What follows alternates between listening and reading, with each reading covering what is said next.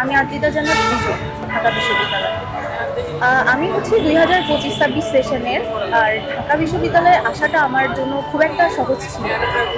আমি জামালপুর শহরে বড় হয়েছি, তো সেখান থেকে কোচিংয়ের জন্য হচ্ছে ঢাকায় চলে এসেছিলাম বাবা মার থেকে দূরে। আর আসার পরে হচ্ছে আমার চোখে ইনফেকশন দেখা যায়, যার যার কারণে আমার পড়াশোনার মধ্যে অনেক ক্ষতি হয়েছে। তারপর কোনোরকম ডাক্তার দেখানোর পর হচ্ছে আমার দাদুনি মারা যায়। তার এক সপ্তাহ পরে, সরি 2 সপ্তাহ পরে হচ্ছে আমার বাবার একটা মেজর অপারেশন হয়, যার কারণে আমি খুবই ট্রমাটাইজড হয়ে পড়ি। মানে যেটা একজন স্টুডেন্টের পড়াশোনার মধ্যে কতটা ব্যাঘাত ফেলে সেটা সবাই বুঝতে পারবে। আর তারপরে হচ্ছে আমার ভাইয়া মারা যায়।